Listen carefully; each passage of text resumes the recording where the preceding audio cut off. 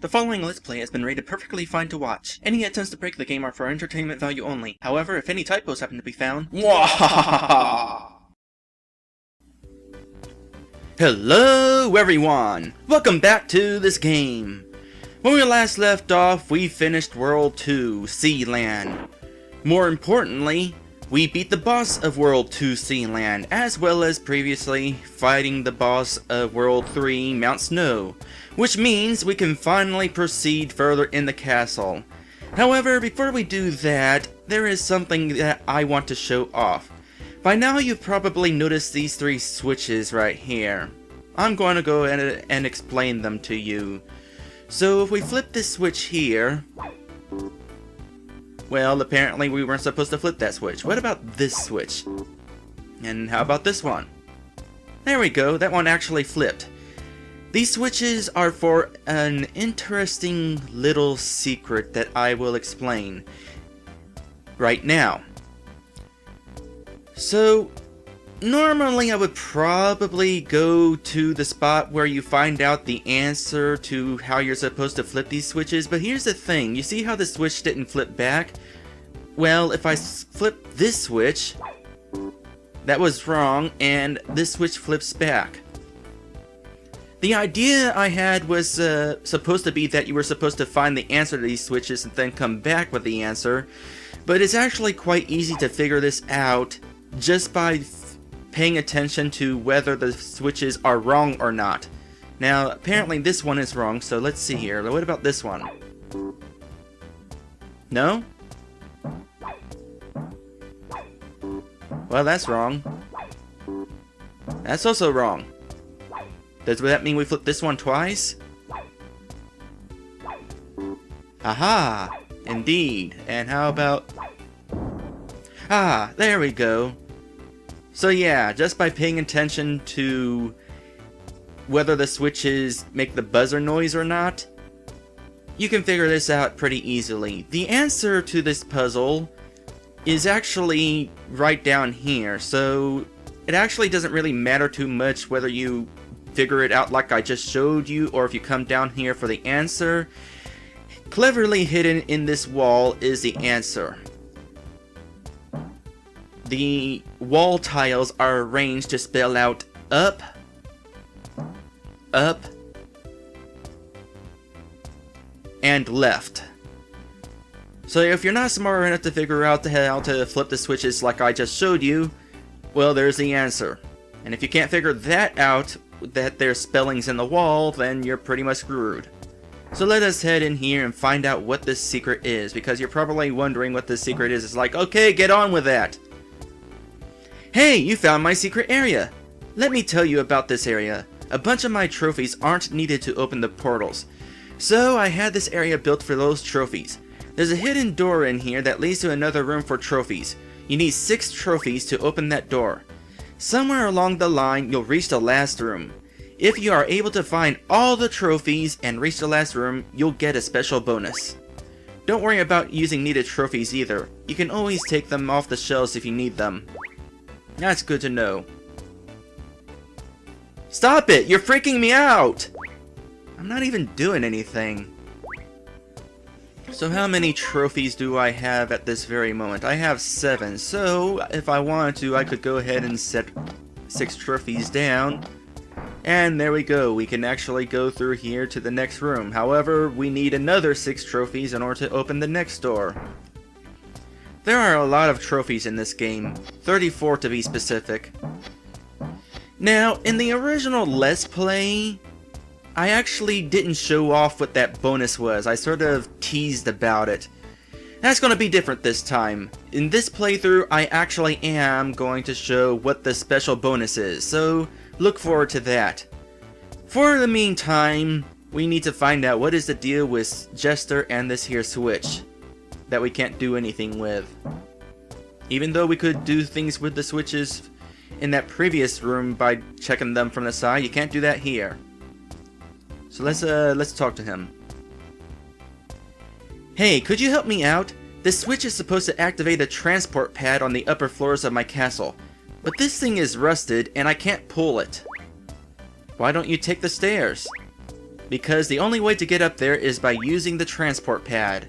In other words, what stairs? See if you can pull it. It might take more than one try. No. So, in one of the updates for this game, it fixed a little, well actually it's not really a little bug, it's actually kind of a big bug. If you left the room, well you know how Jester stepped to the side just now? Previously, if you left the room and came back, he would be standing back in front of the switch.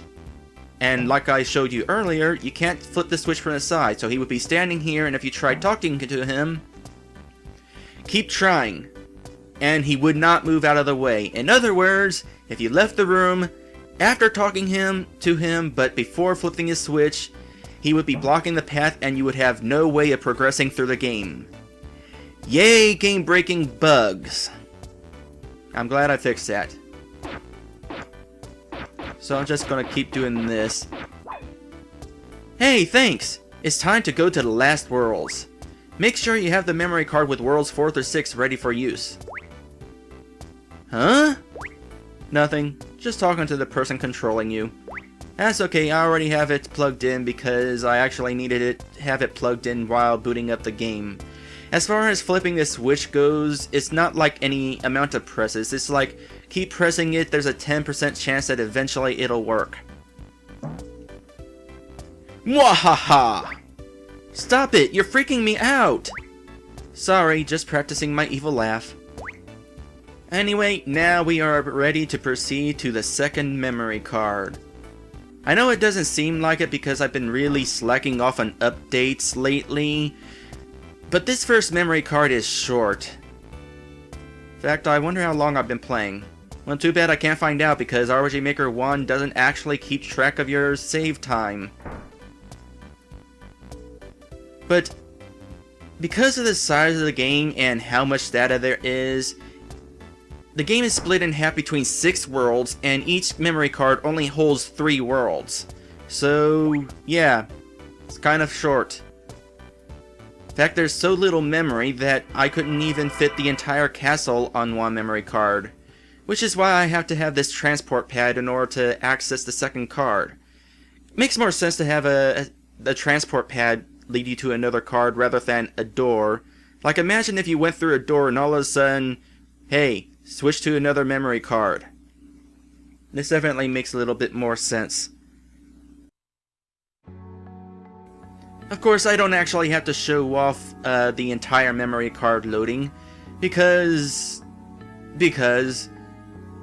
And so, everyone, welcome to the second half of Jester's Hunt. You can tell it's the second half because now we're in the basement? I thought we were going to the upper levels. But there's a different song playing now, and it's kind of ominous.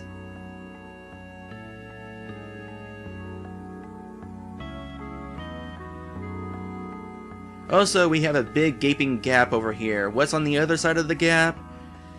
Well, we can't actually find out now. Kind of funny, I thought we could actually see to the other side from here, but I guess not. Anyway, we're just going to go ahead and proceed on to the second world. Actually, let's oh hey! Another one of those hover pads that we can't use, along with another gaping gap. Something tells me that we're about to find out how to use these hover pads. But we can't right now. Instead, I'm going to go this way onto this snow. No wait, my mistake, these are clouds. And we have more trophy spots, and these trophies are going to open the fourth world, Cloud 9, which happens to be the world that I despise the most. Not that the quest objectives are bad, it's just that... No, wait, yeah, the quest objectives are bad, but it's not just the quest objectives. It is the level itself, and you'll see why in just a moment. Ooh, exciting music time. Question mark? How in the world? The hover pad. I can teach you how to use one if you find my ability shop here. No, I mean, how come we aren't falling through the cloud in some humorous way? What, you think clouds are just dust particles combined with condensing water or something? Then how would giants live in floating castles? I see your point. Hey, is there anything below these clouds besides sky?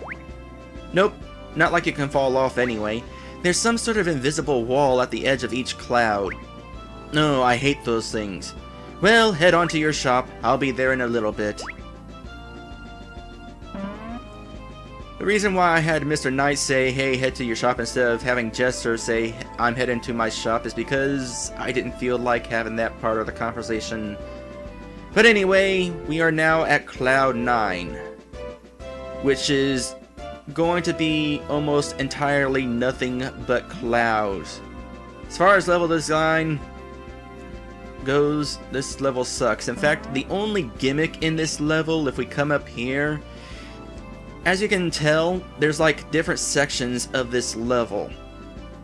And each section is different based on what time of the day it is. Each section takes place at a different time of day. Morning, noon, evening, and night. We're going to go to the daytime section first. Even though it would make more sense to go to the morning section first, we can't actually do anything in the morning until we do something today. Because down here is the ability shop that we need in order to access an ability that will allow us to actually do stuff. You haven't found enough tokens for this shop's ability. Come back when you have 145. Wow, I did not see that coming. How close are we then? 141. Oh, well in that case, I'll just collect these. Oh, and by the way, you can, if it's not the shading of the area that gives off what section of the level you are in, I also have part of the map depict that, because right here I have a big gaping hole in the shape of a sun. Anyway, I'll just collect these trophies. It's too cloudy to continue that way. That section sucks, for reasons I will explain later, but we needed to find an ability in the next world in order to get to that. But now we have enough tokens in order to get this thing in here. Good, you have 145 tokens. You know, it's kind of interesting. I've been collecting every token in the game, and yet I can't actually obtain this ability until I collect a few more tokens.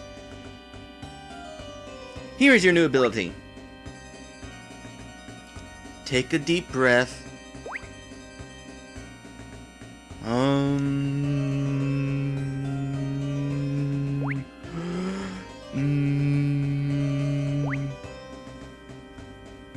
Whoops, went too long. Your spit out kick have been upgraded to hover shoes, or whatever the footwear of Nice is called, or Sissout kick. Using your Sissout kick, you can now use the other hover pads that you've most likely seen by now. They look like this. To use them, simply walk onto the sparkly spots next to them. They look like this. And just because I like you, I have it to where you have to walk in mid-air for it to work, so you won't have to be embarrassed. Yeah, well, I still don't like you. Still afraid of me, huh? Well, the sooner you finish my scavenger hunt, I mean your quest, the sooner we can both relax. You've learned the ability in this shop. Come see me in the next world. Close the bottom half of the door on your way out.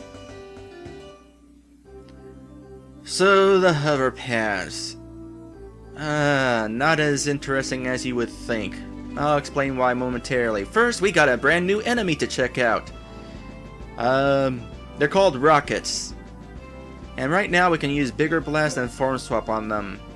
That might be it, I'm not entirely sure, but let's go ahead and use Bigger Blast and find out what these guys do. Rocket Drop. Basically smashes me. And he's got a second ability. Let me see if I can find the spawn point for him. I don't think there's a spawn point here. No, I'll have to show it off at some other point. Let me just grab these tokens right here real quick and we'll just proceed on. By the way, as far as enemy names go, I used to know what all the enemies were called. They all have names and they were all shown on the website for my game. But of course the website is gone now, and I don't think I wrote down the names anywhere aside from the website. So, bummer on that. Not like it really matters a whole lot. Now, oh, I should go down here. So now we can use these here hover pads. And you just step on it and you automatically move on to, hey, there's both the HP token and the MP token. Go ahead and grab this one. Crystals, which means the other one is for health. Basically, you step onto the sparkly dot and you're automatically moved on across the way. And that's my problem with these things.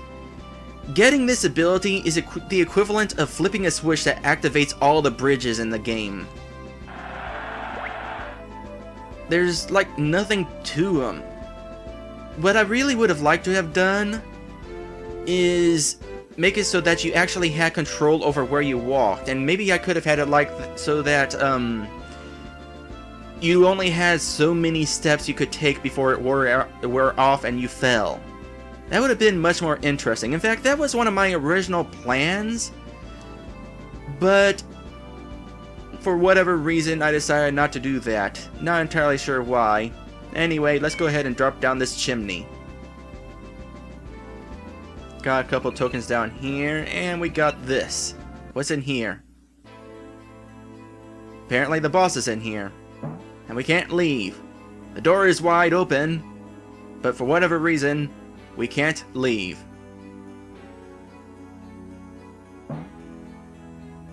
Mwahaha! I was hoping I'd see you again. Don't recognize me? I'm Earthrodder. Yeah, I saw that when I looked at your name. I see you haven't changed since we met. Since we last met? Whatever. It's only been an hour or two. Well, actually it's been like 3-4 weeks. But who's counting? Ah, but it's been long enough for me. I have put on this cloak and now can't be knocked apart like before. The only way I can be defeated now is if the ceiling were to drop on top of me. Oh boy, this battle. No longer will I be known as Earthrodder. Now I will be called Super Earthrodder. Still as poor a name as ever. Is it really that bad of a name? I mean, we can't really call him Lich or Super Lich because that's kind of stealing from Final Fantasy and things other than Final Fantasy that Lich is based off. Whatever. Shut up and re-behold my wrath. Death Ray.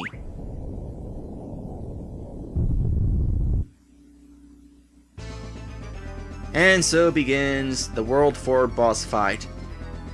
How do we handle this fight? Well, let's see here.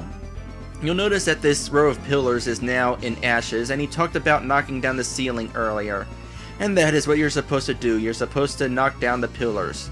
How do you knock down the pillars? Not by doing this. Darn, I can't blast you against the wall. That beam special effect only goes in one direction. Moon Eclipse.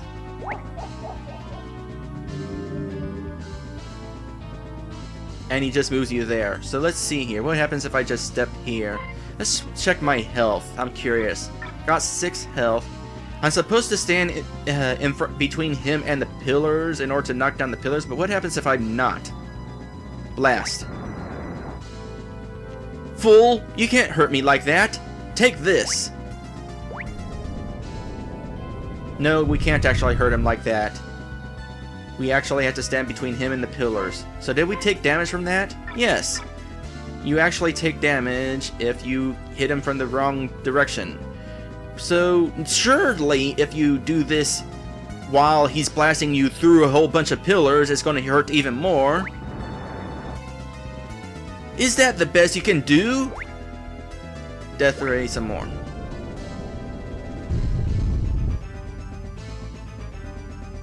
Now, did we take damage this time? No. I guess being knocked through 4 pillars actually cushions the blast so you don't take as much damage.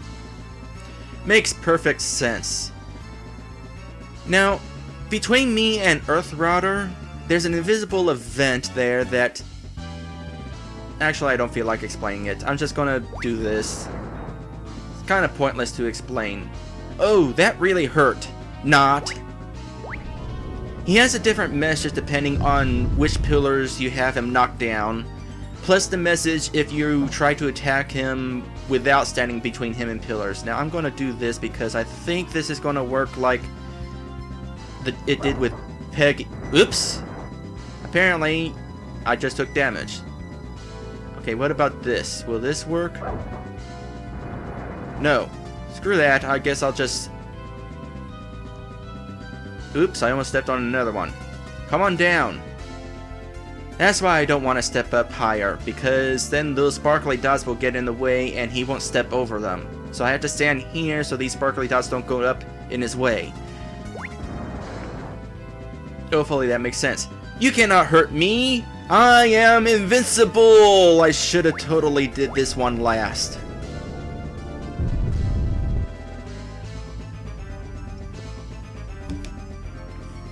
Alright, which leaves one more. I'm kind of curious, how much damage did I take? And down to half. Alright. Guess I just have to stand here and wait for him. Fast forward.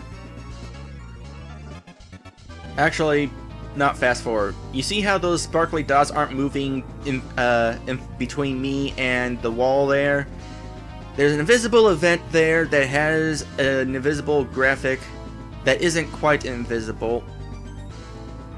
Actually, I'll just show you what event I mean. It's it's graphic number 39, 4, I don't know, it's this one. And if you change it to a certain color, it changes to invisible. It technically still has a graphic, but it's an invisible graphic. And events can't walk over this graphic since it has a graphic, even though it's an invisible graphic. And that is why the sparkly dot would not move to where Mr. Knight is standing right now. You, my enemy, are ridiculously weak. That is not how you spell ridiculously. That's more like ridiculously. I had to have Strong Bad teach me about that. Speaking of which, it's Strong Bad who got me interested in reading typos out loud. Because it's fun. What was that? Exclamation! Wait a second! The supports are gone! I must have been so busy knocking that knight around I didn't notice that I was destroying the only thing holding up the ceiling! ... Stupid me telling him how to beat me. Uh-oh, I better get out of here.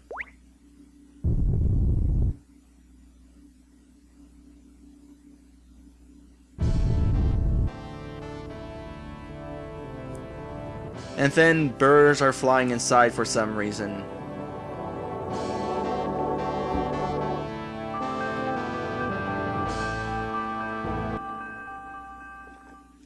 I was hoping I would hear that little error.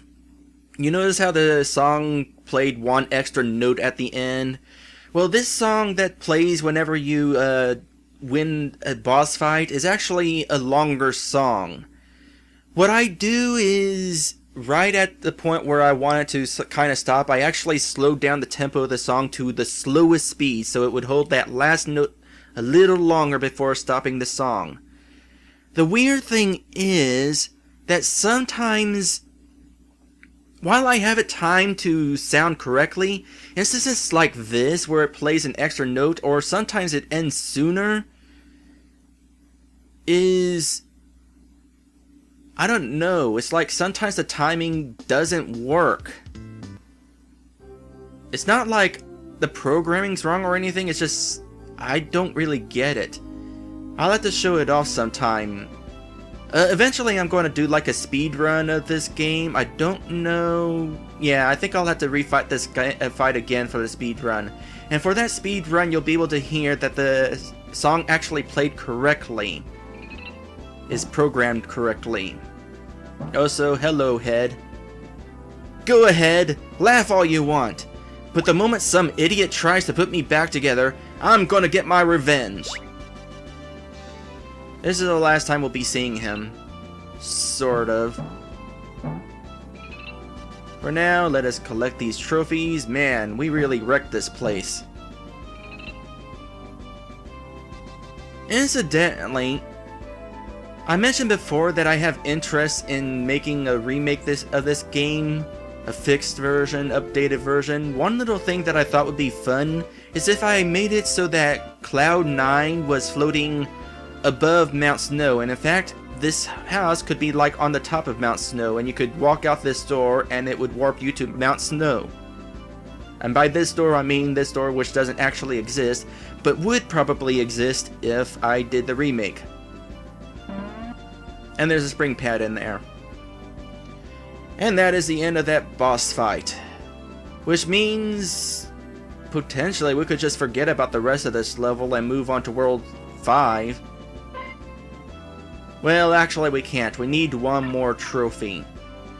Well, I'll go ahead and get that trophy next time. I'll see you then.